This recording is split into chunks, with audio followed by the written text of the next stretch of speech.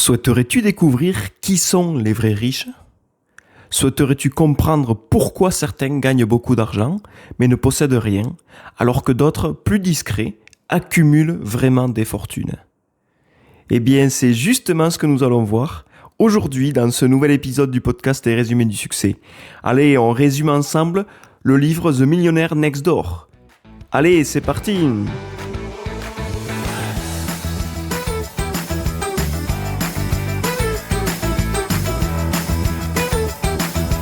Bonjour et bienvenue dans les Résumés du Succès. Une semaine de plus et puis plus d'un an même qu'on est là. Et chaque semaine, je te résume les meilleurs livres pour entreprendre, pour faire fructifier ton argent, mais aussi pour développer ton mindset orienté vers la réussite. Aujourd'hui, on s'attaque à un nouveau livre, à un monument de la finance personnelle, c'est The Millionaire Next Door, publié en 1996.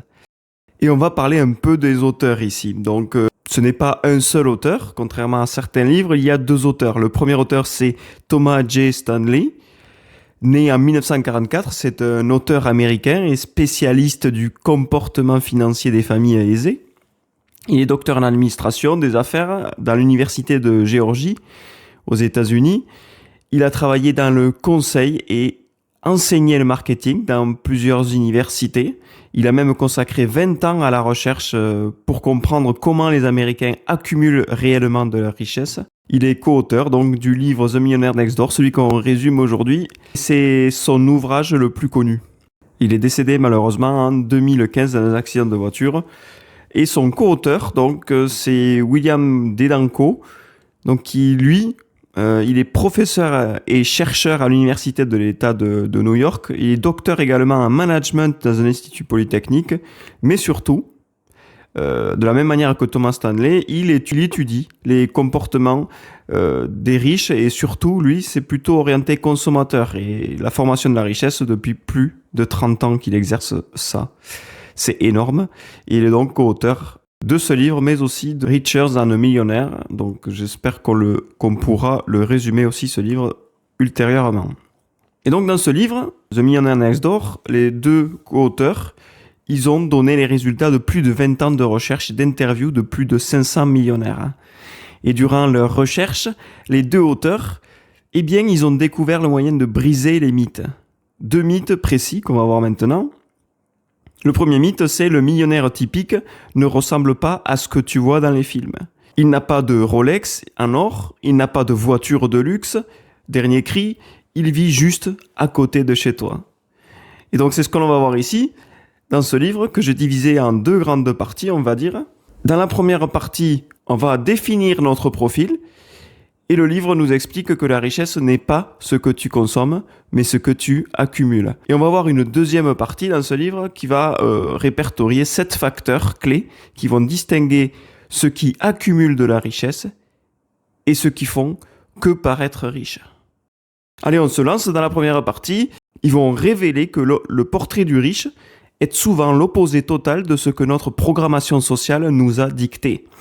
En effet, et c'est même courant, on pense souvent que la richesse est souvent associée à des signes visibles. Par exemple, avoir une voiture de luxe, avoir des montres prestigieuses, une grande maison ou des vêtements de marque. Et pour beaucoup de personnes, le millionnaire est quelqu'un qui affiche sa réussite. Pourtant, la réalité qui a été observée par les auteurs du livre est bien différente. Le millionnaire typique ne ressemble pas à ce que l'on voit dans les films ou les réseaux sociaux, mais au contraire, beaucoup de personnes riches vivent de manière assez discrète. Ils ne vont pas conduire une Ferrari, ils ne vont pas forcément porter du luxe, ils cherchent pas particulièrement à attirer l'attention, mais plutôt à privilégier la stabilité. À privilégier aussi l'épargne et l'investissement plutôt que la démonstration de ce qu'ils possèdent. Et cette différence entre perception et réalité, c'est l'un des points les plus importants de l'étude. Donc on va commencer par faire le diagnostic du profil. Pour changer nos résultats, on doit d'abord prendre conscience de notre situation actuelle, bien sûr. Les auteurs y proposent une équation mathématique pour mesurer ton efficacité à transformer ton revenu en patrimoine. L'équation, c'est la suivante. On commence à rentrer dans le dur ici. Donc, ton âge multiplié par ton revenu annuel brut de toutes tes ressources, d'accord, divisé par 10, c'est égal à ton patrimoine net attendu. Ton patrimoine réel doit être le double du chiffre qui ressort de cette équation.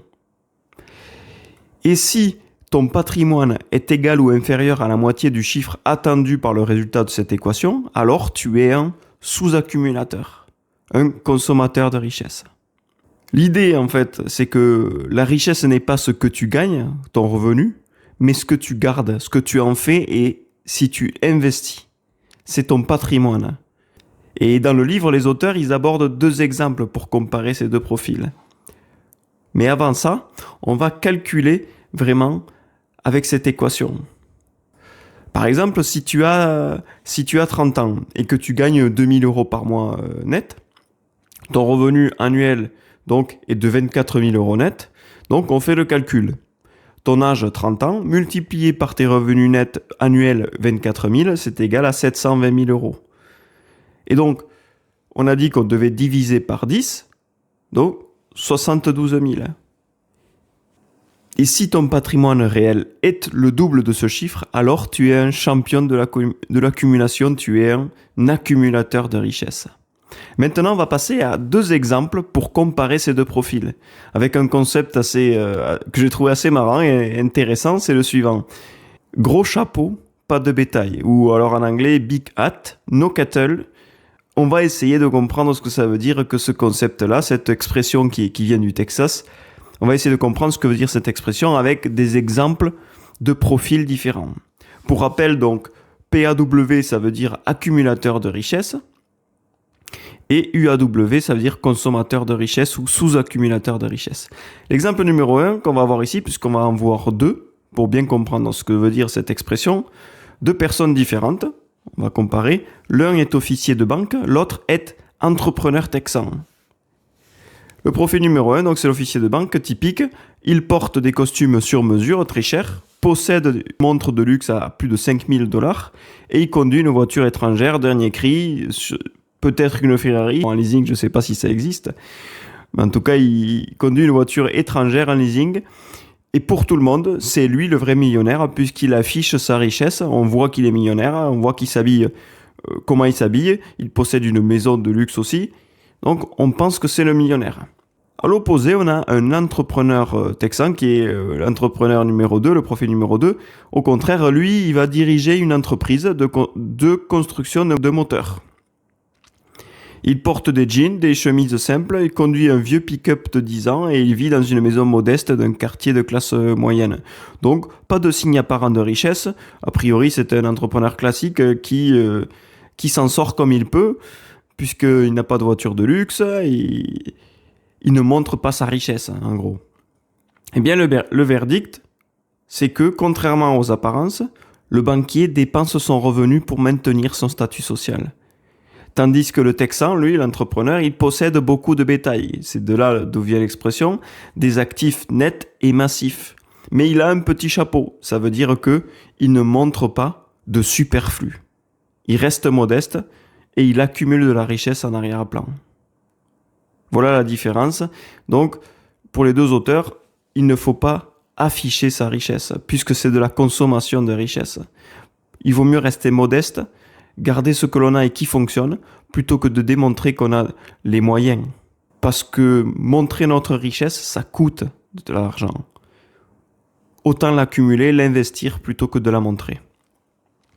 Alors, pour toi, qui est le riche ici ? Est-ce que c'est celui qui montre ou est-ce que c'est celui qui le cache ? Pour bien comprendre la différence entre ces 2 schémas mentaux, on va comparer 2 autres profils de revenus quasi identiques. Donc dans le livre, on nous parle de 2 personnes. L'un, c'est Bubba Richards, qui est propriétaire d'un parc de mobil-homes. Il gagne environ 90 000 $ par an. Son patrimoine net est de 1 100 000, donc selon l'équation. Il vit simplement, investit massivement et ne ressent pas le besoin, en fait, lui, d'impressionner ses voisins. En gros, lui, il montre pas sa richesse. Alors que James Ford, lui, qui est un avocat, il gagne un peu plus que Bubba, il est à 92 000 $ par an, et pourtant son patrimoine n'est que de 225 000 $. C'est étonnant parce qu'ils ont le même revenu. Alors pourquoi? Mais parce que, en tant qu'avocat, eh bien, il subit une pression de statut social. C'est-à-dire qu'il doit porter des vêtements de marque, il doit être toujours en costume cravate, il doit conduire une voiture de luxe parce que tous ses copains, tous ses collègues de travail, eh bien, ils ont une voiture de luxe. Et il est membre de clubs de golf, donc très connus aux États-Unis. Et donc tout ça, ça coûte. Eh bien, il vit au-dessus de ses moyens, alors qu'il pourrait accumuler de la richesse. James, il va travailler pour ses objets sociaux, alors que Booba, lui, au contraire, il fait travailler son argent pour lui. Et j'ai une question à te poser ici. Pose-toi la question de qu'est-ce que tu fais de ce que tu gagnes? Parce qu'au final, la richesse n'appartient pas à ceux qui le montrent plus ou à ceux qui ont les plus hauts revenus, mais il appartient à ceux qui savent construire patiemment la richesse et souvent discrètement sans qu'on le voie. Alors on va maintenant se poser la question si on est programmé comme un accumulateur de richesse ou comme un consommateur. Avec l'histoire qui nous est proposée dans le livre, c'est l'histoire de Teddy Friend, qui est un homme normal, classique. Il raconte un peu, les auteurs racontent un peu comment il vit, quelles sont ses croyances en tant que profil de consommateur de richesse, donc une personne donc, qui va consommer plus que ce qu'il gagne. Les auteurs parlent d'abord de son héritage, de ses croyances. On va parler de son histoire pour comprendre ce qu'est être sous-accumulateur. Pour Teddy Friend, ses parents, ils étaient professionnels de l'utilisation de ressources. Bien que gagnant peu, ils dépensaient chaque dollar qu'ils gagnaient immédiatement. Ils achetaient de tout. Par impulsion, ils stockaient de la camelote, n'importe quoi, ils ne mettaient jamais de l'argent de côté pour les jours difficiles. Et donc longtemps, avec sa famille, Teddy, lui, il a appris une leçon qui est gravée dans son esprit à vie. Pour Teddy, au vu de ce que faisaient ses parents, il se disait qu'on gagne de l'argent pour le dépenser. S'il y a besoin de dépenser plus, la seule solution pour Teddy, qui est programmée dans son cerveau, c'est de gagner plus. Jamais de réduire son train de vie. Il était un sous-accumulateur. À chaque fois qu'il gagnait plus, il consommait plus et n'avait pas d'épargne. Avec ce que l'on a vu ici, un peu l'introduction de l'histoire de Teddy, eh bien, on voit que la programmation commence souvent pendant notre enfance, pendant l'observation de nos parents. On a tendance souvent à les copier, à copier les comportements de nos parents, tant bien en mal qu'en bien. Et c'est naturel parce qu'on recherche toujours des modèles sur lesquels nous appuyer. On cherche toujours un repère. Donc, on copie les personnes qui sont autour de nous, c'est naturel. Maintenant, on va voir que le modèle de sous-accumulation, eh bien, il n'est pas bon. C'est-à-dire que on ne doit pas consommer plus que ce que l'on gagne. Et cela peut s'appliquer dans tous les domaines de notre vie, mais la programmation des sous-accumulateurs empêche aussi les intérêts composés de fonctionner. On en a parlé récemment dans le résumé du livre de l'effet cumulé de Darren Hardy, dans lequel chaque action que l'on fait, de manière répétée dans le temps, peuvent soit nous apporter de gros résultats positifs, mais aussi des résultats négatifs. Et les parents de Teddy, eux, eh bien, ils avaient une autre habitude. En plus d'acheter compulsivement et de consommer leur argent, ils étaient fumeurs. Ils fumaient 3 paquets par jour. Ça paraît insignifiant, hein? Bon, 3 paquets, c'est quand même énorme. Mais au long terme, au bout de 46 ans qu'ils fument maintenant, ils ont dépensé plus de 33 190 $ en cigarettes. Soit plus que le prix d'achat de leur propre maison à l'époque. C'est énorme. S'ils avaient été programmés peut-être comme des accumulateurs de richesse, eh bien, ils auraient peut-être investi cet argent dans un fonds indiciel, par exemple. Ils auraient eu 100 000 $ via la bourse, en estimant un taux moyen à 7%. S'ils avaient investi dans une auction, par exemple, comme Philip Morris, la fameuse marque de cigarettes, leur portefeuille vaudrait, selon les auteurs, aujourd'hui plus de 2 millions de $, au moment où le livre est écrit en 1996. Ils seraient riches, millionnaires. Et malheureusement, Teddy, lui, Il a hérité de cette incapacité à faire que la richesse se construit avec de petits changements transformés en investissements significatifs. Et ce que l'on doit retenir ici, ce que l'on doit apprendre, une leçon peut-être qu'on doit retenir, c'est que chaque action que l'on fait tous les jours doit être focalisée sur l'accumulation de richesses, sur l'effet cumulé, comme on a vu dans le livre précédent, qu'on a résumé ensemble. On doit aussi changer notre mentalité et s'orienter sur l'épargne et l'investissement plutôt que sur la consommation de ce que l'on gagne. Si les parents de Teddy n'auraient pas fumé autant, ils auraient pu investir. Mais le problème, c'est que leur mentalité, leurs croyances, leurs dépenses impulsives les ont empêchés d'attirer la richesse. Et selon les auteurs, beaucoup de profils sous-accumulateurs, comme les parents de Teddy, sont programmés par un sentiment d'infériorité, vécu dans leur jeunesse. Teddy, lui, il a grandi dans une maison construite avec des matériaux de récupération et son père lui coupait les cheveux lui-même. Donc avec un résultat médiocre, il n'était pas coiffeur professionnel, donc c'était pas terrible. Mais bon, les cheveux étaient coupés, c'était le plus important.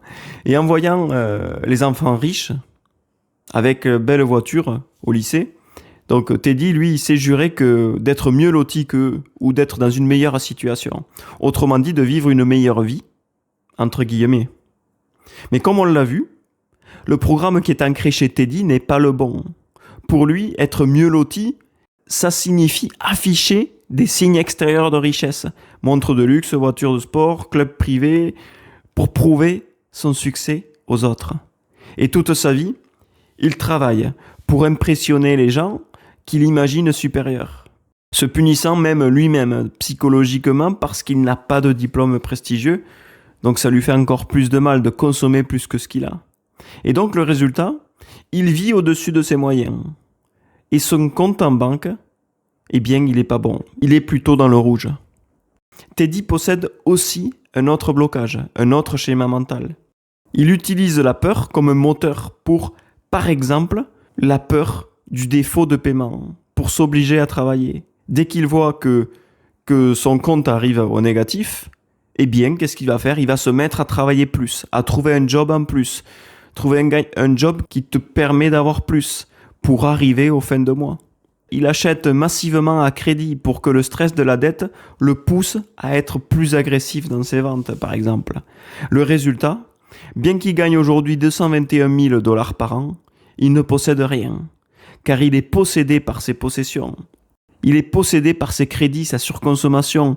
S'il arrêtait de travailler aujourd'hui, sa richesse ne lui permettrait pas de survivre que pendant 1 an.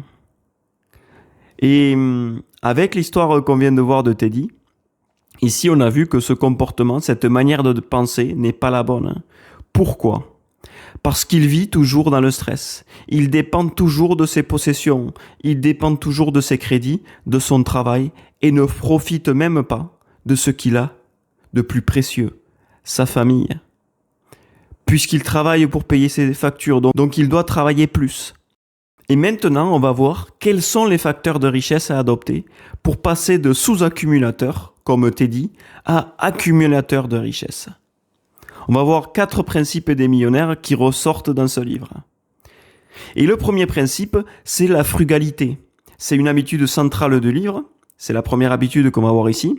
C'est l'élément le plus constant chez les millionnaires, qui a été étudié, et c'est leur rapport à la consommation. Contrairement à l'image que l'on a vue tout à l'heure de la consommation et de montrer ce que l'on a, beaucoup de personnes riches ne dépensent pas de manière excessive. La majorité d'entre elles, de ces personnes riches, vivent en dessous de leurs moyens et pas au-dessus, comme on l'a vu tout à l'heure. Qu'est-ce que ça veut dire ? Ça veut dire qu'elles gagnent plus qu'elles ne dépensent. La différence est qu'ils investissent régulièrement ou ils épargnent régulièrement. Et avec le temps, cette discipline d'épargner ou d'investir crée un effet cumulé très puissant. Petit à petit, les investissements produisent des revenus supplémentaires qui génèrent à leur tour de nouveaux investissements et produisent d'autres revenus complémentaires. Je ne sais pas si tu me suis ici, mais la richesse devient alors le résultat d'un comportement répété, d'un effet cumulé de petites habitudes d'investissement et d'épargne sur le long terme. La majorité des millionnaires, en fait, ils n'ont jamais dépensé même 1/10 de leur salaire pour une montre de luxe, à part si c'est pour investir. Je vais te donner un exemple ici d'une femme qui est ingénieure, qui est millionnaire. Eh bien, cette femme, elle va obliger ses enfants à commander un menu à $1 pour apprendre la valeur de l'argent. Ils inculquent la valeur à leurs enfants, pas comme l'histoire de Teddy où, lui, il apprenait à consommer. Il faut que tu retiennes ici que 50% des millionnaires, 50% c'est énorme, n'ont jamais payé plus de $399 pour un costume, pas comme l'avocat de tout à l'heure, et plus de $140 pour une paire de chaussures. Donc ça, c'est très cher pour les millionnaires. Donc, la règle d'or que tu dois retenir ici, c'est que les riches minimisent leurs revenus imposables. Ils vont maximiser leurs revenus et ils vont investir tout ce qui rentre. Épargner 15% de leurs revenus et investir tout le reste pour générer des revenus passifs. Donc le premier principe, c'est être frugal, vivre en dessous de ses moyens. Ne pas consommer tout ce que tu as, épargner et investir le plus possible. Le deuxième principe, c'est l'indépendance professionnelle.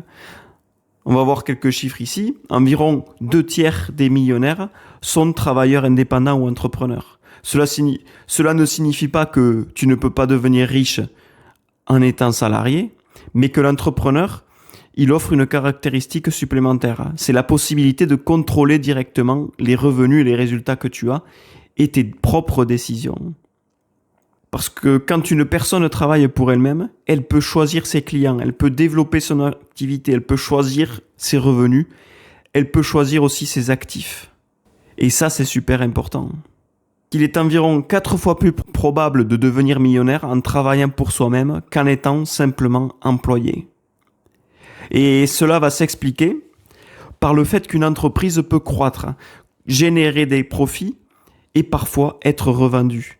Cette entreprise peut devenir une source de richesse bien au-delà du revenu que l'on peut avoir naturellement. Par exemple, si tu montes une entreprise et qu'au bout de 5 ans ou 10 ans, elle vaut 5 millions ou 6 millions de dollars, 5 millions d'euros, tu peux la revendre. Et ça, c'est un plus. Quand tu es salarié, tu n'as pas cette possibilité-là. Tu termines ton contrat, et bien c'est fini, tu reçois un peu ton ancienneté peut-être, mais rien de plus. Comme on l'a vu, environ 2/3 des millionnaires sont des travailleurs indépendants ou des entrepreneurs. Ça ne signifie pas qu'être entrepreneur garantit la richesse, mais il offre la possibilité de contrôler donc ses revenus. Et dans quel domaine tu peux vraiment investir ou trouver ou créer ton entreprise? Les vrais riches, en fait, ils possèdent souvent des entreprises dites ordinaires, c'est-à-dire des entreprises de soudure, de riziculture pour le riz, propriétaires de parcs de mobil-home, comme on l'a vu tout à l'heure, ou encore exterminateurs de cafards. C'est pas des entreprises qui font rêver, hein, comme des startups ou autres. Et ça peut même choquer, hein, cette statistique. Mais effectivement, ce sont des entreprises qui sont pas très connues. Les travailleurs indépendants sont 4 fois plus susceptibles d'être millionnaires que ceux qui travaillent pour les autres. C'est énorme. Et pourquoi? Parce que un employé a une seule source de revenus, son patron. Tandis qu'un entrepreneur possède des centaines, ses clients. On a vu qu'on peut créer des entreprises qui sont modestes. Et il faut être modeste. Parce que ces entreprises-là, elles paraissent insignifiantes, mais on a toujours besoin peut-être d'exterminateurs de cafards, d'un parc de mobil-home. Parce que forcément, dans les campings, ils ont besoin de changer leur parc. De riziculteurs, parce que forcément, le riz, on l'en consomme beaucoup. Par exemple, des soudures, des entreprises de soudure pour créer, pour souder des voitures, pour souder n'importe quelle pièce, même pour l'armée. C'est des entreprises qui sont fondamentales, mais qui sont silencieuses, qui ne sont pas attirantes.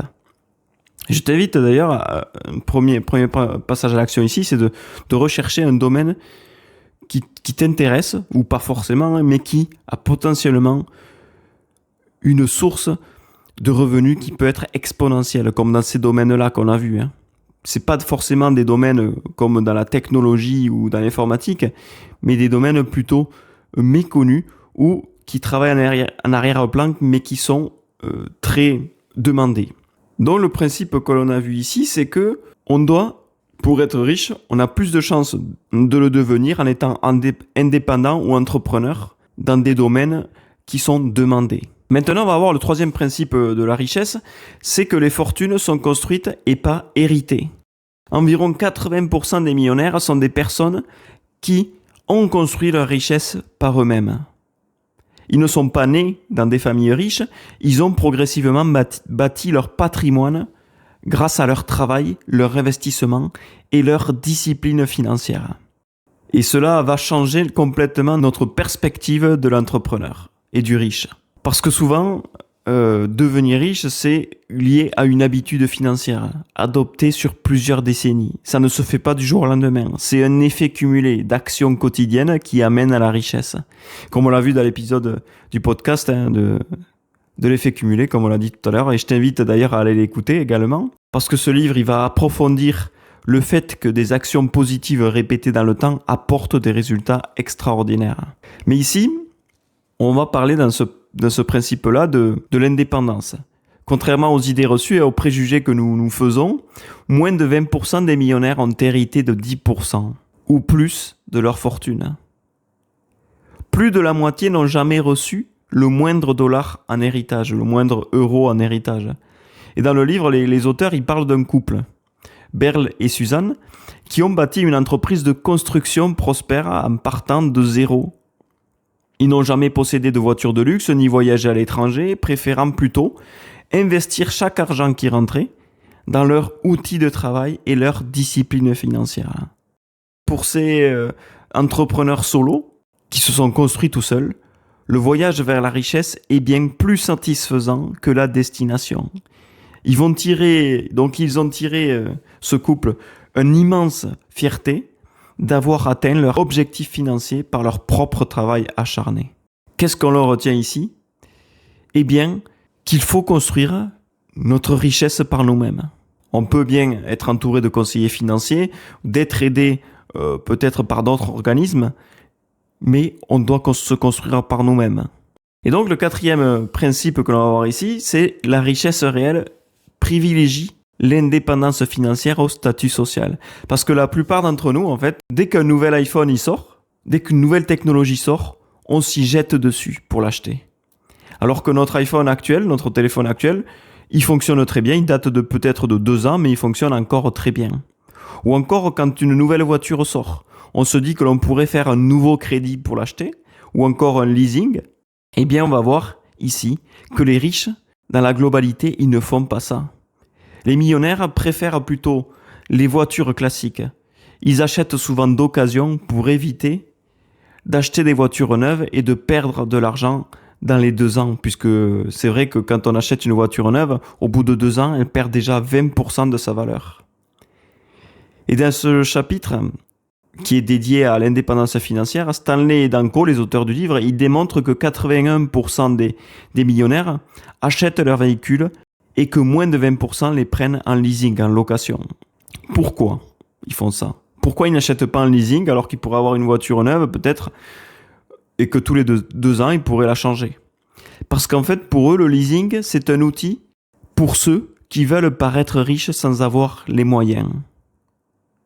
On nous donne ici l'exemple de Mr. Alan, qui est un multimillionnaire dont la fortune est 10 fois supérieure à celle attendue pour son âge. Je crois qu'il a entre 25 et 30 ans, je ne me souviens plus.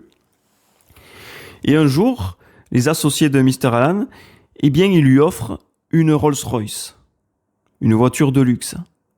Qu'est-ce qu'il a fait, Mr. Alan ? Eh bien, il a refusé de recevoir ce véhicule.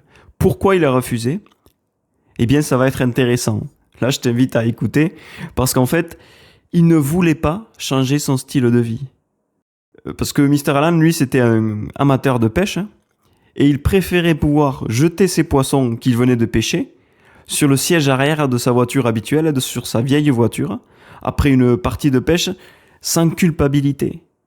Donc, lui, il avait l'habitude de jeter ses poissons sur la banquette arrière de la voiture, sans culpabilité. Donc, plutôt que d'avoir peur de salir en fait ses sièges en cuir de sa nouvelle voiture, il préférait utiliser sa vieille voiture pour pouvoir salir les sièges arrière.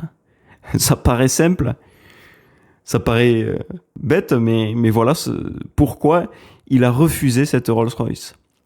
Et en plus de ça, Il craignait que l'entrée de ce véhicule dans son patrimoine, cette voiture de luxe, il craignait que ça change la vision de ses employés sur lui, ou encore que ce véhicule l'empêche de fréquenter les restaurants simples et modestes qu'il appréciait d'aller manger, où il appréciait d'aller manger. Et pour lui, cet objet-là, cette voiture, reflétait un statut social. C'était plutôt un fardeau, voire un obstacle à son indépendance financière. Et la leçon qu'on doit retenir ici, eh bien, c'est simplement que les produits que l'on achète changent les gens. Si tu achètes une voiture de luxe, alors tu te sentiras obligé d'acheter des vêtements, la maison et le style de vie qui va avec. Et Monsieur Allen, lui, il a compris que la Rolls-Royce était, comme disons, un cheval de Troie. Un cheval de Troie pour son indépendance financière, un piège qu'il ne pourrait jamais se permettre d'entretenir.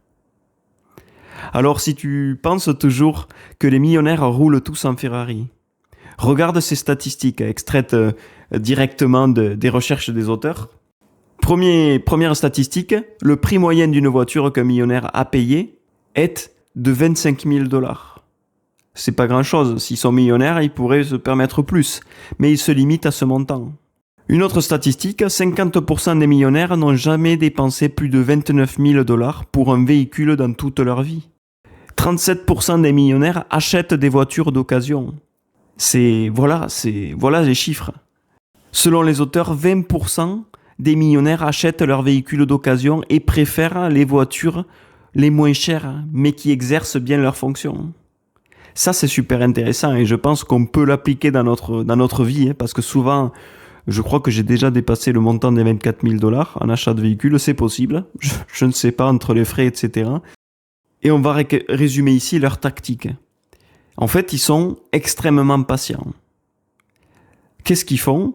Au lieu d'acheter la première voiture qu'ils trouvent, eh bien, ils peuvent passer des mois à la chercher. Ils vont chercher la perle rare auprès des particuliers qui sont pressés de vendre. Et du coup, ce qu'on peut résumer ici, c'est qu'il faut vivre en dessous de ses moyens. Il faut être frugal, mais il faut aussi faire attention à ne pas montrer que l'on a de l'argent. Il faut vivre en dessous de ses moyens, ok, mais il ne faut pas acheter, par exemple, des éléments qui coûteraient de l'argent, comme une voiture, comme une montre de luxe, comme des vêtements de marque. Essayez d'éviter tout ça. Et au lieu de ça, qu'est-ce qu'on va faire ? Eh bien, on va épargner notre argent. On va l'investir aussi pour le long terme. Peut-être se lancer, si on a épargné un petit peu d'argent, on peut peut-être se lancer en tant qu'entrepreneur. Lancer un business qui soit pas très connu, mais qui est très demandeur, comme par exemple une entreprise sur construction de pièces de véhicules, de soudure, ou même, comme on l'a vu tout à l'heure, dans la riziculture, dans l'alimentaire, c'est très demandeur puisqu'on a besoin de manger. Donc, essayez de chercher un secteur pour vous lancer en tant qu'entrepreneur, par exemple, qui soit très demandeur, un secteur demandeur, mais pas très visible comme, par exemple, la technologie ou l'informatique. Bien que ces secteurs-là ne sont pas à négliger, ce sont des secteurs qui génèrent des millions, des milliards par an, mais choisissez un bon secteur. Alors, qu'est-ce qu'on a vu ici ? On a vu le portrait du millionnaire, que ce portrait il est très différent de celui qu'on imagine. Ce n'est pas forcément quelqu'un qui cherche à impressionner. On a vu que souvent, c'est quelqu'un qui travaille régulièrement, qui travaille avec prudence, qui investit sur le long terme et qui évite aussi les excès de consommation, comme on vient de le dire à l'instant. On voit bien que la richesse devient alors moins spectaculaire, mais moins bling-bling. On montre moins ce que l'on a, mais c'est plus une conséquence logique d'un mode de vie discipliné, d'être frugal, vivre en dessous de ses moyens, d'un effet cumulé d'actions positives orientées vers la richesse. Et c'est peut-être l'une des leçons les plus importantes du livre. La richesse visible n'est pas toujours la richesse réelle. Bien souvent, les personnes les plus riches sont aussi celles qui ressentent le moins le besoin de le montrer. Et donc ça, c'est une habitude à ancrer en nous, à changer notre paradigme. On doit moins ressentir le besoin de montrer ce que l'on a. Et le problème, ça, c'est que ce n'est pas facile d'adopter les habitudes financières qui nous rendent riches. Comme par exemple éviter de consommer tout ce que l'on gagne. Ça, c'est difficile au départ. Notre premier salaire, eh bien, on a envie de consommer puisque c'est notre premier travail, par exemple. c'est compliqué de garder notre argent. Ou encore, c'est difficile d'investir pour faire fructifier son argent quand on n'y connaît rien. Parce que le problème, c'est que 90% des gens, 90% d'entre nous, on est programmé pour consommer. Programmé comme un consommateur, comme un sous-accumulateur de richesse. Eh bien, maintenant, on va voir un petit passage à l'action. Comment briser ce programme-là qui est ancré en nous? Donc, si tu te reconnais dans le profil de Teddy Friend qu'on a vu tout à l'heure, qu'on a vu en début de résumé, tu dois comprendre une chose essentielle. Tout d'abord, ta situation actuelle n'est pas une fatalité. Cette situation est simplement le résultat d'une programmation héritée de ta famille, de ton expérience, d'un paradigme que tu as intégré sans forcément t'en rendre compte. Et la bonne nouvelle, c'est que tout ça, ça peut être changé. Même si tu te reconnais pas dans le portrait de Teddy Friend qu'on a vu tout à l'heure, je t'invite quand même à faire l'exercice que l'on va voir maintenant, qu'on va faire maintenant ensemble, parce qu'il peut te révéler des choses que tu n'avais jamais vraiment regardées en face. Le premier passage à l'action, c'est la prise de conscience. Commence par appliquer la formule que l'on a vue tout à l'heure, qui est proposée dans le livre que l'on résume ici ensemble. Et la formule, c'est âge multiplié par revenu divisé par 10. Le résultat te donne une estimation du patrimoine que tu devrais avoir accumulé aujourd'hui. Par exemple, si tu as 30 ans et que tu gagnes 2 000 euros par mois, eh bien, ton revenu annuel est de 24 000 euros. On fait le calcul, hein. Comme on l'a dit tout à l'heure, je te répète un peu ce qu'on a vu en début de résumé. Tu as 30 ans, tu multiplies ton âge par ton résultat annuel, ton revenu annuel 24 000, ça fait 720 000, on divise par 10, 72 000 euros annuels. C'est le patrimoine moyen que tu devrais avoir. Mais si ton patrimoine est inférieur à la moitié de ce chiffre, alors, selon les auteurs, tu es considéré comme un sous-accumulateur de richesse. Quelqu'un qui accumule moins de richesse que la moyenne. Et donc, le résultat doit être le double de ces 72 000 euros, 144 000 euros. Deuxième passage à l'action, c'est tu dois faire également un audit de consommation. Parce que les UAW, donc les under accumulators of wealth, les sous-accumulateurs de richesse, ils passent souvent plus de temps à acheter des objets de statut social plutôt qu'à planifier leur avenir financier. Alors que les accumulateurs de richesse, eux, ils passent en moyenne plus de 8 heures par mois à gérer leur investissement et leur patrimoine. Ça paraît énorme, mais au final, ce sont que 2 heures par semaine, 1 heure et demie. Si tous les dimanches, par exemple, tu t'y mets à créer ton budget, par exemple, et à surveiller tes dépenses, eh bien déjà, c'est un plus. Et l'exercice ici que je veux que tu fasses, c'est de repenser à un achat que tu as fait récent, que tu as fait uniquement pour l'image ou le statut. Par exemple, un vêtement de marque que tu t'es acheté, un téléphone un peu trop cher, une voiture en leasing qui dépasse ton budget. Et tu dois reconnaître une chose, que cet achat n'était pas un investissement, c'était une perte de patrimoine. Et une fois que tu as reconnu que cet achat était une perte de patrimoine, tu vas mettre en place une nouvelle habitude qui va remplacer celle-ci. Tu vas consacrer au moins 1 heure par semaine déjà à regarder tes finances, ton budget, ton patrimoine et tes investissements, ou passer simplement 1 heure à regarder l'évolution de ton compte en banque. Et si 1 heure par semaine te semble trop, eh bien commence au moins 1 fois par mois. 1 heure par mois, 2 heures par mois. Le simple fait de regarder tes finances va changer ta relation et ta perception de l'argent. Troisième passage à l'action ici que je te propose, c'est de changer ton focus. Ici, c'est plutôt ta perception de l'argent aussi. Tu dois comprendre que l'indépendance financière est bien plus gratifiante que le statut social. Dans le livre, les auteurs citent une expression texane qu'on a vue précédemment. Et pour toi, cette expression, ça doit être ton mantra pour toute ta vie. Choisis d'avoir beaucoup de bétail et un petit chapeau plutôt qu'un grand chapeau et pas de bétail. Autrement dit, ne cherche pas à paraître riche, cherche à le devenir réellement. Alors, qu'est-ce qu'on a vu ici dans cette partie? Pour résumer un peu le résumé, on a vu qu'il y avait un mythe, que l'apparence n'était pas forcément la richesse. Le vrai millionnaire, lui, il est discret, il est frugal. Et celui qui s'affiche, c'est plutôt un faux millionnaire. La règle que tu dois retenir ici, c'est que la richesse, c'est ce que tu accumules, pas ce que tu consommes. Et donc on a vu la formule qu'on vient de voir dans le passage à l'action. On a vu aussi l'expression texane, gros chapeau, pas de bétail, et la comparaison entre ceux qui travaillent pour paraître comme le banquier et l'avocat et ceux dont l'argent travaille pour eux, l'entrepreneur discret. Et je t'invite à être cet entrepreneur discret, d'ailleurs.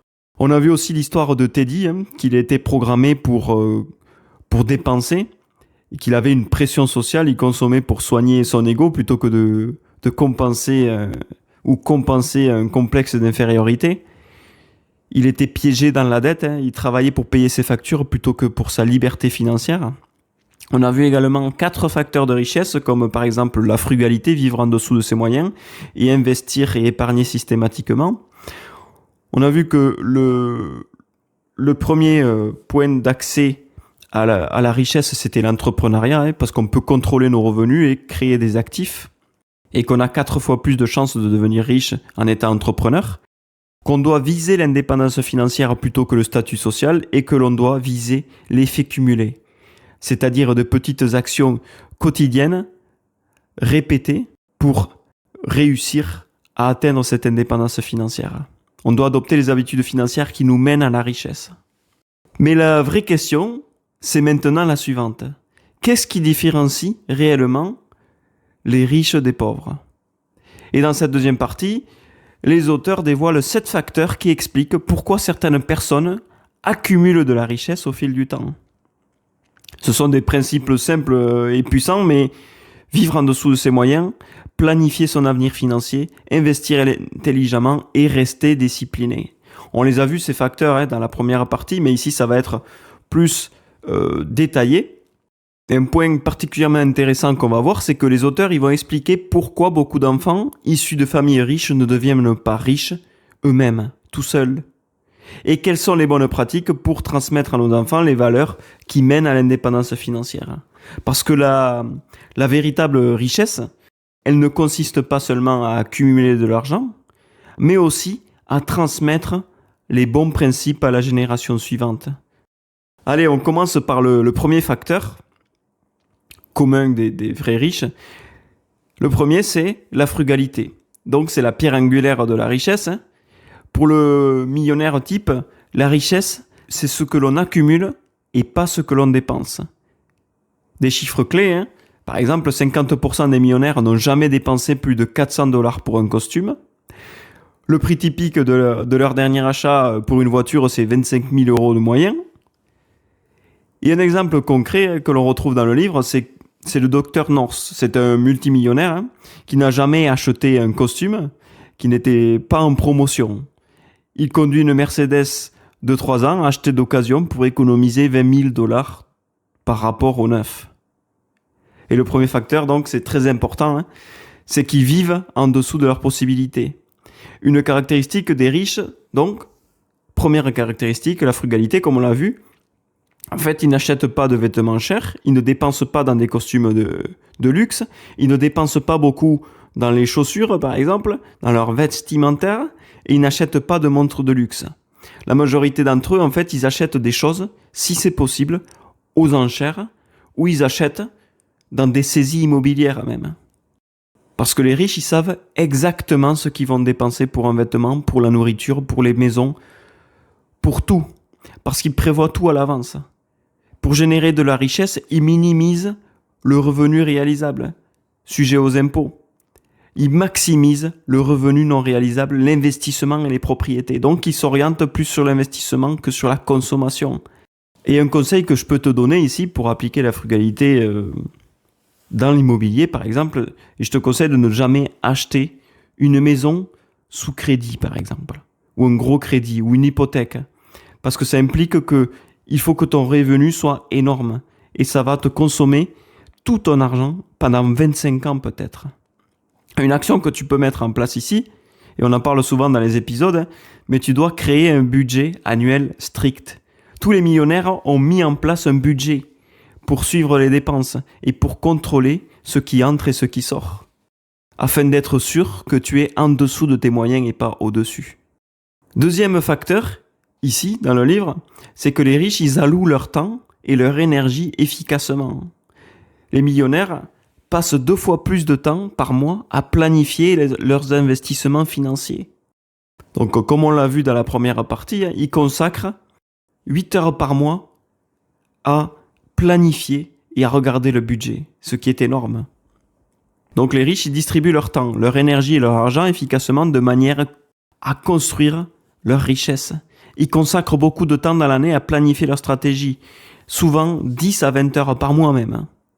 Ils consacrent au moins 15% de leurs revenus durement gagnés et les réinvestissent. Et concernant les véhicules, ils n'achètent pas de véhicules neufs, comme on l'a vu tout à l'heure. 95% des millionnaires possèdent des actions en bourse et ils se laissent conseiller par des conseillers financiers qu'ils embauchent sur recommandation. Ils travaillent pas avec n'importe qui, mais ils ont besoin de quelqu'un à côté pour les aider, des professionnels.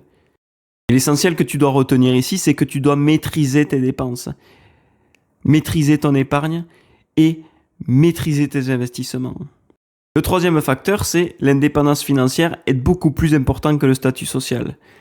C'est le combat entre être et paraître. C'est le vrai millionnaire, lui, il se moque de montrer sa richesse.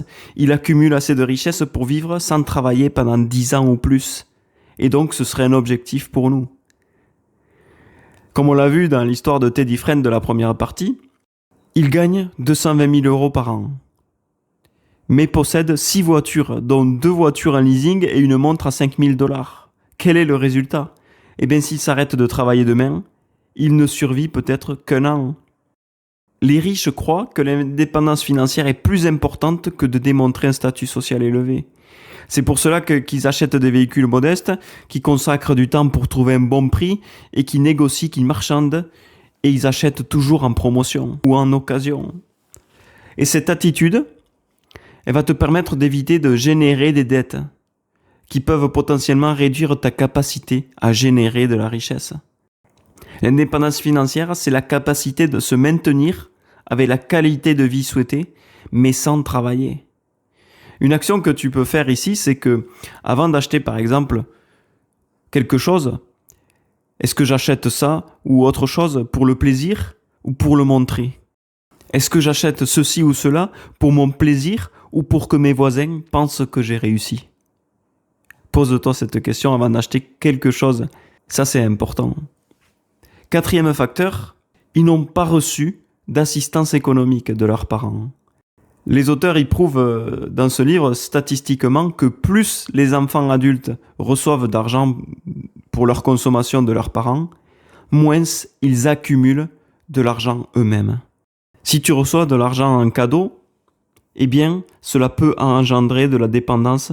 Donc le quatrième facteur, c'est que les parents ne leur ont pas fourni de protection économique. Une erreur que commettent beaucoup de parents, c'est de fournir des cadeaux d'argent à leurs enfants, ce qui les transforme en dépendants de leurs parents. Et ça, ce n'est pas bon. Fournir des cadeaux ne correspond pas à leur catégorie économique. Les riches, eux, ils génèrent leur argent eux-mêmes. L'idée que tu dois retenir ici, c'est qu'il est beaucoup plus facile de dépenser de l'argent des autres que celui que l'on a généré soi-même. Et quand on gagne quelque chose par son propre effort, du temps que l'on a passé, du travail, des sacrifices que l'on a fait, on développe naturellement un rapport différent à sa valeur. Chaque euro représente des heures de travail, de l'énergie, parfois des renoncements à d'autres activités que l'on pourrait faire, qui nous feraient plaisir. Mais non, on travaille pour cet argent. C'est pourquoi on réfléchit davantage avant de le dépenser. À l'inverse, lorsque l'argent ou les ressources viennent de l'extérieur, d'une aide, d'un cadeau que l'on reçoit, d'une facilité bancaire, la perception change. Et sans l'expérience directe de l'effort nécessaire pour obtenir l'argent, il devient plus difficile de le considérer comme acquis, et donc de le dépenser ou de l'utiliser sans réellement mesurer sa valeur, sa vraie valeur. Cela ne signifie pas qu'aider les autres est une mauvaise chose, mais au contraire, la solidarité, le soutien et le partage sont essentiels dans une société. Mais il y a une nuance importante ici. Aider les autres ne doit pas supprimer la conscience de la valeur des choses.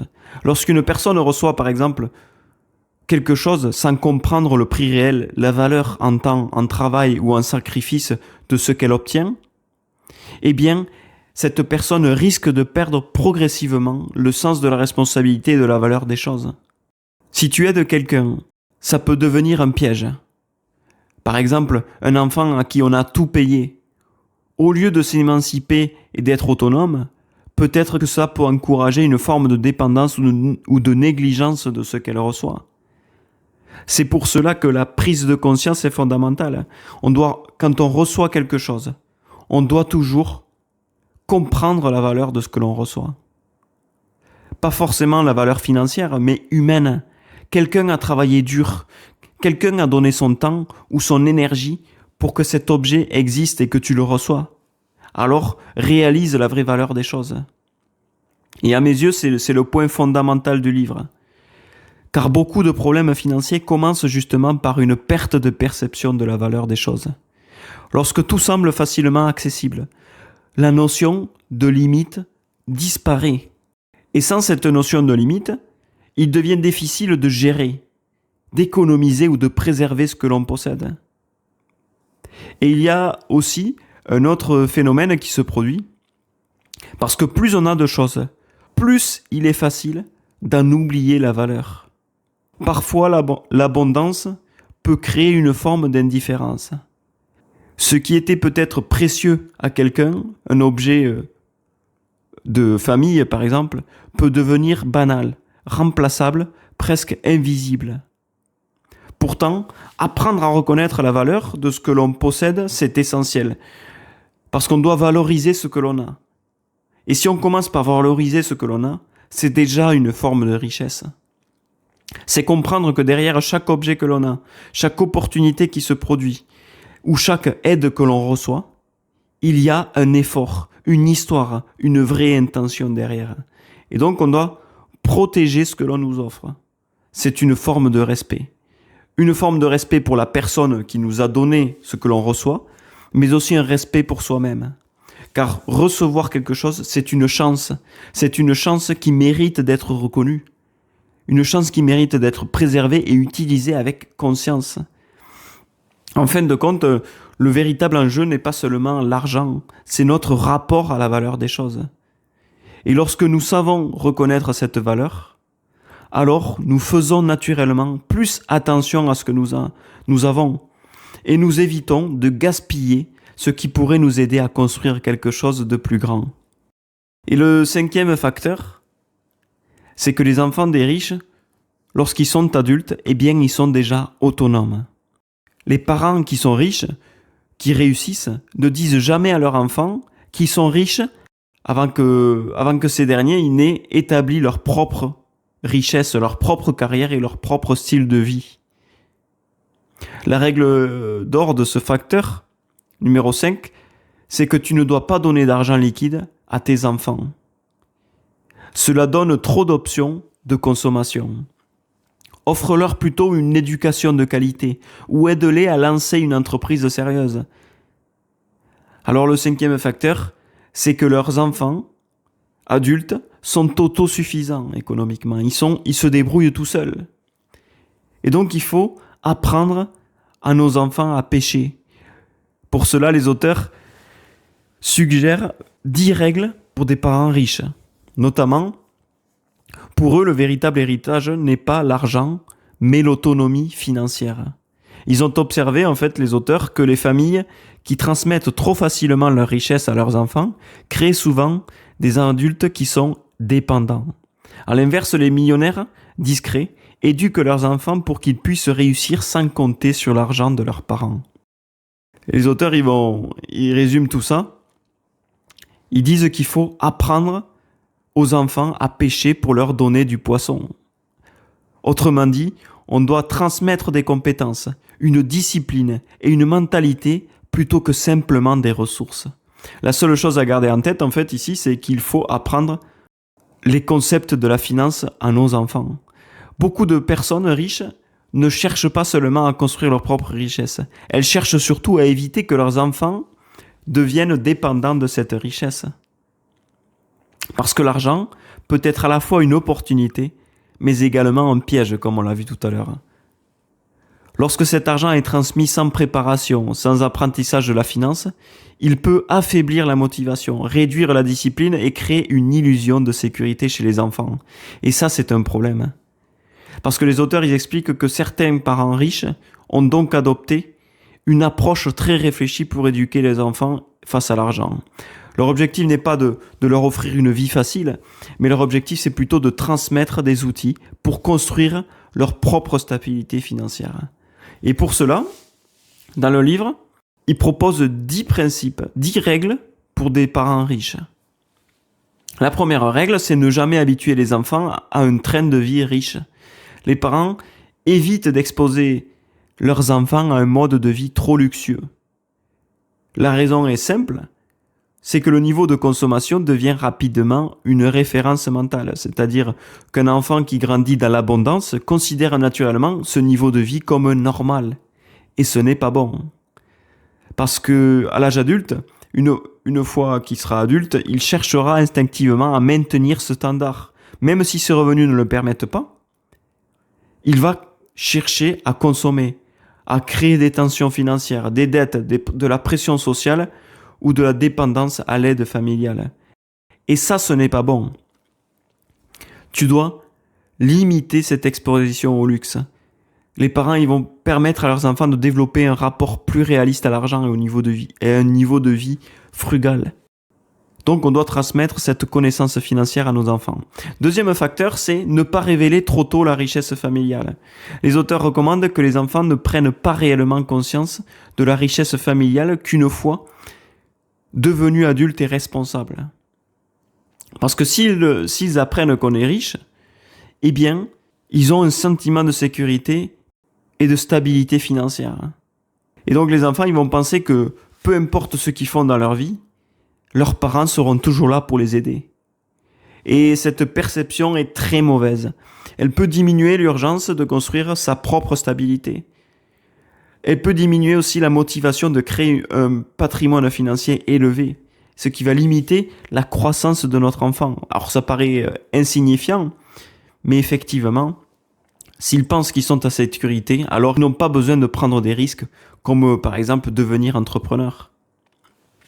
Le troisième facteur, c'est apprendre la discipline financière. Si les parents ils dépensent avec prudence, évitent les achats impulsifs, investissent régulièrement et vivent en dessous de leurs moyens, alors ces comportements, ils vont devenir la norme dans la famille. Et la norme, c'est quoi? C'est la frugalité. Et cette frugalité, elle doit s'apprendre. C'est ce facteur-là, c'est qu'ils doivent apprendre à leurs enfants à dépenser avec prudence, à éviter les achats impulsifs, à investir et à vivre en dessous de leurs moyens. Quatrième facteur, c'est valoriser les accomplissements plutôt que la consommation. Dans les familles riches, l'attention est portée sur ce que les enfants réalisent, pas sur ce qu'ils possèdent. Et les parents, ils vont valoriser l'effort, la persévérance, l'apprentissage, les compétences acquises et les résultats obtenus. Ils vont féliciter leur enfant pour avoir mené un projet, pour avoir travaillé dur ou pour avoir développé un talent. Et ils ne vont pas célébrer l'achat d'un objet, par exemple. Peu à peu, ce qui va se passer, c'est que l'enfant il va développer une identité basée sur la capacité et le mérite, plutôt que sur la possession matérielle. Cinquième facteur, c'est encourager l'indépendance financière. L'objectif, c'est que les enfants deviennent économiquement autonomes. Cela signifie qu'on doit leur apprendre à payer leurs propres dépenses, à construire leur carrière et à gérer leur propre budget. Même lorsque les parents pourraient facilement intervenir pour aider, parce qu'ils ont les moyens, les millionnaires qui ont été étudiés dans le livre, ils comprennent que la dépendance financière retarde la maturité économique et donc que l'autonomie, au contraire, renforce la confiance et la responsabilité. Donc il faut encourager les enfants à payer leurs propres dettes, à être autonomes et à développer leur propre budget. Sixième facteur que l'on voit ici, c'est éviter les aides financières régulières. Parce qu'on peut aider ponctuellement, ça peut être utile, mais aider constamment peut créer une habitude. Et ça, c'est mauvais. Les auteurs, ils observent que les enfants qui reçoivent régulièrement de l'argent de leurs propres parents, pour payer leur loyer, leurs factures et certaines dépenses, ils ont tendance à épargner moins, à accumuler moins de patrimoine et à prendre moins au sérieux la gestion de leur budget. Pourquoi ? Parce que tout simplement, ils n'ont jamais eu besoin de développer pleinement leur discipline financière. Forcément, s'ils ont tout et s'ils ont un problème et qu'ils ont quelqu'un qui va les aider à côté, eh bien, ils ont aucun problème, ils ont aucune peur. Donc, ils vont pas faire d'efforts. Septième facteur, pour éduquer nos enfants, c'est investir dans l'éducation plutôt que dans le confort. Lorsque les parents décident d'investir dans leurs enfants, ils privilégient généralement l'éducation, les compétences, les opportunités professionnelles. Autrement dit, en fait, ils financent la capacité à gagner de l'argent, pas simplement un style de vie. Et cette compétence, elle peut générer des revenus pendant toute une vie. On doit transmettre à nos enfants qu'ils doivent s'éduquer financièrement, qu'ils doivent apprendre des compétences orientées sur la finance et l'accumulation de richesses. Huitième principe, c'est enseigner la responsabilité financière. Donc, on doit les encourager à comprendre comment gérer un budget, comment économiser, comment différer certaines envies et comment évaluer le coût réel des choses. Peu à peu, ils vont développer ce que les auteurs appellent la patience financière, c'est la capacité à attendre, à planifier et à investir sur le long terme. Et ce que l'on doit retenir ici, c'est que les riches, ce qu'ils font, c'est qu'ils veulent que leurs enfants deviennent capables de créer leur propre richesse, qu'ils soient autonomes et qu'ils prennent la valeur d'une richesse gagnée par l'effort et que c'est généralement mieux qu'une richesse simplement reçue. Qu'il faut qu'ils travaillent dur pour réussir à obtenir cette richesse. Au final, ces principes que l'on a vus ici, ils reposent tous sur une idée fondamentale. Le plus grand cadeau que des parents puissent offrir à leurs enfants n'est pas forcément l'argent lui-même. C'est la mentalité qui permet de le créer, de le préserver et de l'utiliser avec sagesse. Parce que la véritable sécurité financière, elle vient pas seulement de ce que l'on possède, mais ce que l'on est capable de construire par soi-même. Et une action que vous pouvez faire ici, c'est inculquer la discipline et la frugalité par l'exemple. Parce que les enfants, ils suivent les actions que les parents font, pas leurs paroles. Donc, montre la discipline, montre la frugalité, montre que la richesse s'acquiert par l'effort, le sacrifice, pas par la facilité. Donc, on vient de voir les principes pour les parents riches. Et maintenant, on va continuer par les facteurs des personnes riches. Eh bien, les personnes riches, ils ciblent les opportunités de marché. Les riches savent que les riches ont des besoins spécifiques. Ils se positionnent pour servir ceux qui ont du patrimoine. Dans The Millionaire Next Door, les auteurs Thomas et William, ils expliquent une idée simple. Beaucoup de personnes riches ont développé une capacité particulière, celle de détecter les opportunités de marché. Ils ne cherchent pas seulement à travailler plus que les autres, mais ils cherchent plutôt à travailler là où leur travail a le plus de valeur. Car tous les marchés ne se valent pas. Certains sont saturés, très concurrentiels et peu rentables. Et d'autres marchés, au contraire, concentrent beaucoup de richesses et beaucoup de besoins spécifiques. Et lorsqu'on comprend ça, on réalise que la question n'est pas seulement combien on travaille, mais pour qui on travaille et quels problèmes on résout. Parce que quand un marché regroupe des clients qui ont des moyens financiers importants, eh bien, c'est intéressant.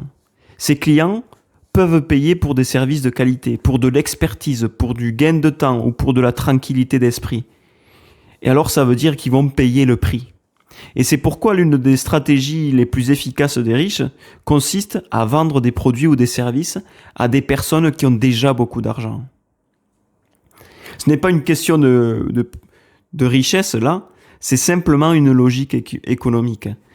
Les marchés qui fonctionnent offrent plus d'opportunités de créer de la valeur. Plus une personne possède d'actifs, de responsabilités ou d'investissements, plus elle a besoin de spécialistes capables de l'aider à gérer des enjeux stratégiques. Et cela, en fait, ça va créer naturellement toute une économie autour de ses besoins. C'est pour cette raison que de nombreux millionnaires, qui ont été étudiés dans le livre, ils exercent des métiers qui peuvent sembler ordinaires. On retrouve Par exemple, des professions comme les avocats, les spécialistes, notamment en immobilier, avocats fiscalistes, les dentistes, les comptables, les experts fiscaux, les spécialistes de la rénovation ou de l'amélioration immobilière, par exemple. Ces métiers, ils paraissent différents, mais ils ont des points en commun. Ils répondent à des besoins réels et souvent coûteux pour une clientèle spécifique. Un dentiste, par exemple, il ne vend pas seulement un soin, il vend la santé, le confort et la confiance en soi. Un avocat, par exemple, qui est spécialisé, il ne vend pas seulement un service juridique, il va protéger des investissements, et parfois des investissements énormes. Un expert en rénovation, il ne vend pas seulement des travaux qu'il fait, mais il participe à la valorisation du patrimoine immobilier. Et dans ces marchés-là que l'on vient de voir, la valeur créée peut être très élevée, parce que les enjeux sont très élevés aussi. Mais la vraie leçon ne concerne pas seulement ces métiers-là, elle concerne la manière de regarder l'économie en elle-même. Certaines personnes cherchent simplement un travail, alors que d'autres observent attentivement les marchés. Et que font les riches ? Eh bien, ils se demandent où circule l'argent, quels sont les problèmes des gens, quels services sont difficiles à trouver mais très demandés. C'est souvent cette capacité d'observation qui fait la différence entre un riche et un pauvre.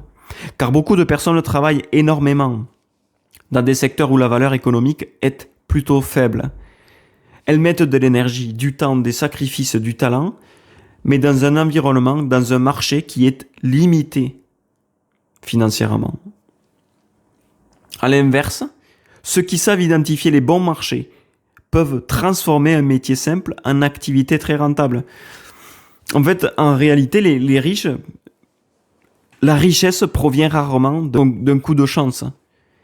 Elle provient souvent d'une combinaison entre compétences, discipline et se positionner intelligemment dans l'économie, dans un secteur très demandé et qui rapporte beaucoup de valeur et de richesse.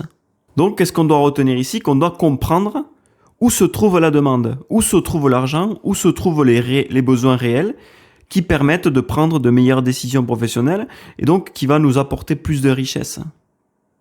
Mais le travail reste essentiel, mais le choix du terrain ou sur lequel on travaille, c'est plus important.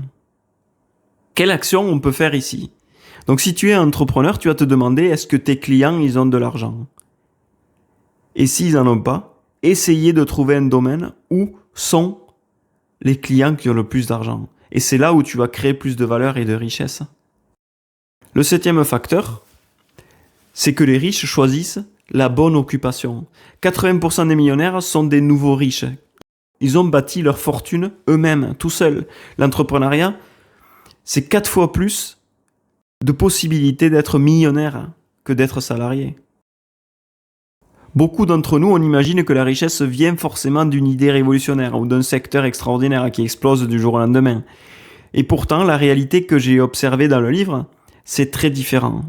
La réussite financière dépend beaucoup moins du secteur que de la personnalité et de la discipline de celui qui dirige l'activité.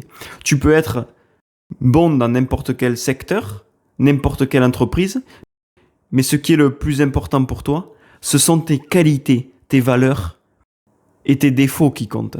Certaines qualités reviennent régulièrement chez les entrepreneurs qui réussissent. La persévérance, la capacité à contrôler tes dépenses, la patience, la discipline et aussi le sens de l'opportunité, c'est-à-dire saisir le train qui passe. Ces traits de caractère, ces qualités, en fait, elles vont influencer davantage le résultat final que tu vas obtenir plutôt que la nature du business en lui-même. C'est pour cela que beaucoup de millionnaires possèdent des entreprises qui, à première vue, elles semblent plutôt ordinaires.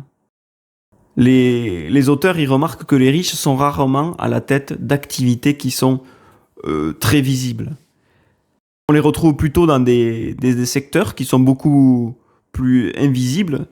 Par exemple, la distribution de pièces détachées, la fabrication de matériaux de construction, les entreprises de logistique, la production d'emballages ou de boîtes, et la maintenance industrielle ou les services techniques spécialisés. Par exemple, ces entreprises, elles ne font pas rêver, bien sûr, mais elles ne sont pas à la mode, elles n'attirent pas forcément l'attention, mais ces entreprises ont souvent trois caractéristiques communes que nous disent les auteurs ici.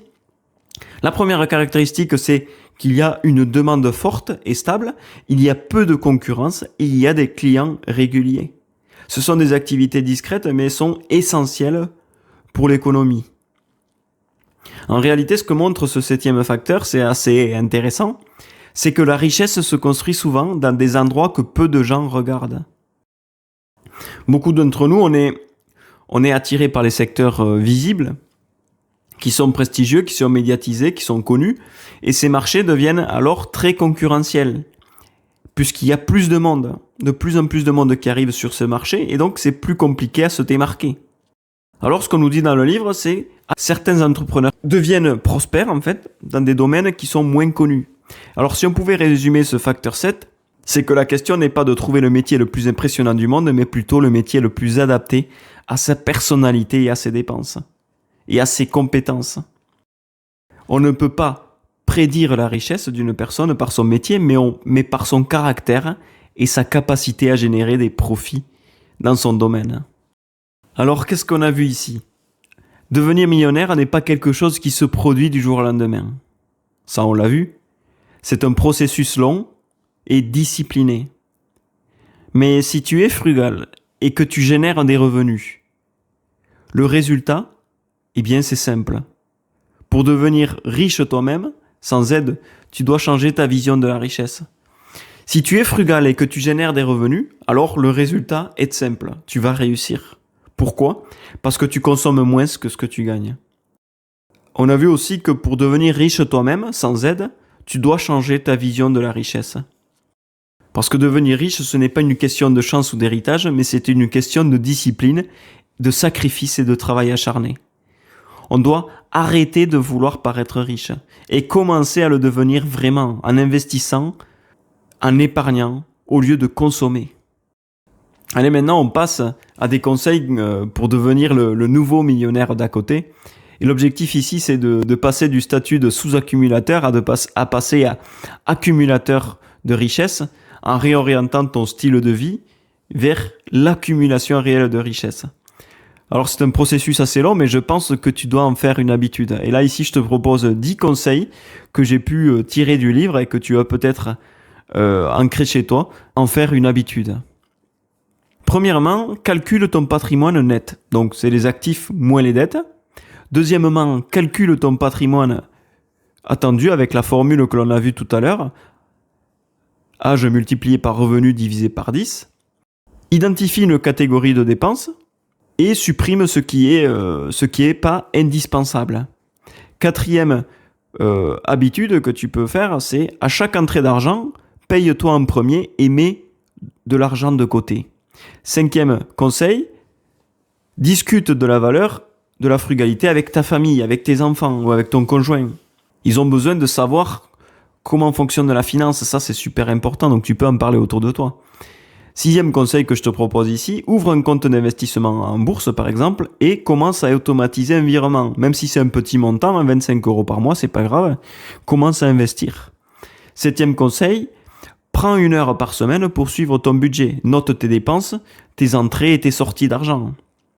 Huitième conseil, bloque 1 heure par semaine pour lire un rapport financier, par exemple, un livre sur l'investissement ou écouter un de mes podcasts des résumés du succès. Bien sûr, ça tu peux le faire, je t'invite à le faire, même tous les jours si tu veux. Neuvième conseil, étudie le marché de l'occasion pour ton prochain achat plutôt que d'acheter du neuf. Et je te propose un 10e et dernier conseil, ne dis pas autour de toi que tu es à l'aise financièrement. Si tu as accumulé de la richesse, eh bien tu ne dois pas le dire et ni le montrer. Le but ici de ce passage à l'action, c'est de changer ton style de vie pour changer ton avenir financier. Alors, on a vu dans ce livre que la richesse ne se voit pas toujours. Elle se construit souvent dans la discrétion, dans le silence, en arrière-plan. Et comme l'explique ce livre, la plupart des personnes réellement riches ne vivent pas toutes dans le luxe.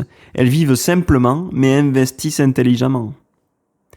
Et la vraie valeur, réellement, elle ne vient pas du statut social. Elle vient de la discipline financière. Les millionnaires d'à côté, donc, ils suivent des principes simples. vivre en dessous de leurs moyens, épargner et investir régulièrement, planifier leur avenir financier.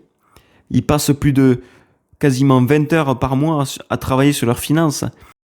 Ils évitent aussi les dépenses qui servent à rien et ils construisent leur patrimoine sur le long terme de façon autonome. Et la différence ne se fait pas en un jour, bien sûr. Elle se fait dans des petits choix quotidiens. Chaque euro dépensé, chaque décision financière que tu prends, chaque habitude que tu adoptes. Et tout cela, en fait, ça va façonner ton futur. Alors, pose-toi cette question simple. Est-ce que tes décisions d'aujourd'hui te rapprochent de la richesse financière ou seulement de l'apparence d'être riche? Parce qu'au final, les gens qui deviennent réellement riches ne cherchent pas à avoir l'air riche. Elles cherchent simplement à le devenir vraiment, à travailler chaque jour de façon acharnée pour y arriver. Alors commence petit. Dépense avec intention. Dépense avec réflexion. Épargne avec discipline et investis avec patience. Et année après année, ton patrimoine commencera à refléter tes choix. Alors j'espère que ce résumé t'a apporté de la valeur. Dis-moi en commentaire ce que tu en as pensé. Partage cet épisode autour de toi et laisse un j'aime si ce contenu t'aide à avancer. Tu peux aussi partager ton expérience. Par exemple, tu peux me dire quelle habitude financière tu vas commencer à prendre dès aujourd'hui. Et nous, on se retrouve la semaine prochaine pour un nouvel épisode.